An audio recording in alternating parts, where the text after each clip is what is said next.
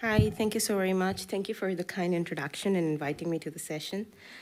I'll be speaking about using community-led monitoring tools that raise awareness, generate demand, and promote community-led monitoring, and how we have used this to improve access to the shorter treatment regimens that now we have access to.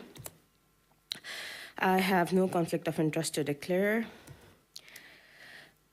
When we can map every single road, every single restaurant, every single route, why can't we map an individual's pathway to care? That is where we started, because the first, we were sitting in an NTP meeting, and I've tried to find a TB-related facility because this was during the JPRM almost like 5 years ago. We were supposed to go to a facility. I searched it. We couldn't find. Then I just found, searched BMU. You don't find anything. Then I searched Gene Expert. You don't find anything. So that was the point I realized, like, on our Google Maps, on Apple Maps, there is no way, at least in my country, where you can find that, okay, if I'm having symptoms suggestive of TB, how do I get to the facility? There was nothing. Then and that is one of the reasons why we lose people along the cascade.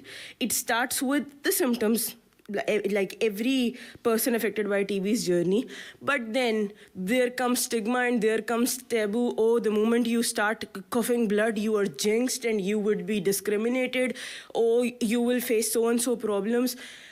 And then comes the excess, whether the person will be able to find the facility nearby, if the person is living on an island or if a person is living in a village, whether they'll be able to find the facility. When they go to the facility, will they be accepted to the facility, or whether what we have seen in some of the cases before the community monitoring was offered, that the person's peer supporter was invited inside the doctor's room, and the patient was supposed to sit because the doctor was too worried that he or she might, sorry, I'm slightly gender-biased, he or she might contact TB from that person.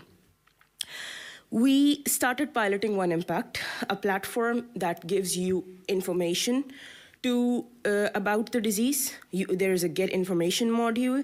There is a get access module from which you can access all the facilities, all the Gene Expert sites across the country, alongside the details mentioned, whether you can get diagnosis there, whether you can get your treatment there, or it's a peer group or something like that. So all the sites we did the launch in one pilot district and scaled it nationwide. This was thanks to the support from Stop TB Partnerships Challenge Facility for Soul Society, which is currently quite under the bar when it comes to funding. And we invested in champions and leaders affected by TB who can, if a person goes to the facility and gets a problem, they can actually report that as a barrier for the first time on an app. And then that is connected to dashboards, and that is connected to up to the level of NTP. We validate the barrier. If the barrier can be addressed at district level, it gets to district. If it can be on the regional level, and so on and so forth. If not, it goes to national level. This is the first ever platform through which the barriers faced by people affected by TB can actually be reported and addressed in real time. And we use the data to guide the future programming. So over 95 community sessions were done, mass awareness campaigns were done. We have a registration of over, I assume, 30,000 at the moment. The next phase come when, thanks to Fast Track to Cure, we got a chance to build the drug-resistant TB pathway in the same platform. And TB Alliance was kind enough that they didn't ask, oh, no, today we want a new platform. They said, okay, you have a platform, let's build on that. So thanks to the support from partners, TB Alliance technical support, we were able to build a DRTB module into the same. And that included building knowledge around DRTB, because we did a country rollout of BPAL. However, when you go to a doctor is too careful about me prescribing BPAL might give my guy some kind of system or some kind of adverse effect, or the person might lose their life, and that will come on me. So I don't want to prescribe that. I still want to keep on prescribing the longer treatment regimens. Even for the shorter treatment regimens, it was sort of quite a big game that we went into before the shorter treatment regimens one. For BPAL, people, doctors were that. And then even in the community perspective, oh, my grandfather got cured because he got 26 tablets and 36 injections, so maybe I also need to get through that to go. Here we started downstream up, so when a person with TB can actually demand that they want the shorter treatment regimens, will actually know that they have and will have the right to decide their journey. We wanted to empower that, we wanted to make that possible. We did all kinds of trainings, community engagement sessions, sensitization. We did outreach sessions. 3 exclusive peer groups was developed in the One Impact, where people affected by DRTB can actually reach out and ask questions, and we have kept those peer support sessions really live.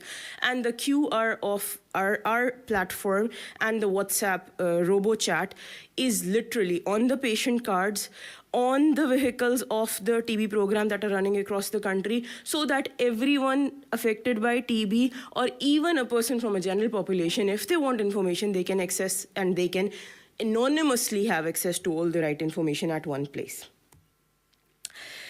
In terms of impact, we saw data-driven change. Over 25,000 people have been reached through survivor-led awareness and CLM platforms. Real-time feedback from the communities is now guiding the program. CLM, the community-led monitoring data, integrated into the national stigma study, into the community rights and gender assessment, shaping policy dialogues, and the results of the CRG assessment were eventually guided the national strategic and provincial strategic plan development, and eventually the Global Fund round 8 request. And this time, when we're starting our JPRM, we are planning to do the same. Evidence from the community-led monitoring informed DRTB patient advocacy and BPAL-M uptake in the national plans. Empowered communities and survivors. Communities can now track the availability of GeneXpert and treatment sites through GIS-enabled dashboard, and through, in terms of policy scale-up, and to ensure that the efforts don't end here. Thanks to the support from UNITED and Stop TB Partnership, we now have a global regional consortia called Respect TB. So all these efforts and all the work that has been done post Fast Track to Cure, it will continue. It won't end here. A future where technology learns from people and people lead with technology, and making this possible for the communities is a mission that we are driven by. I thank you very much.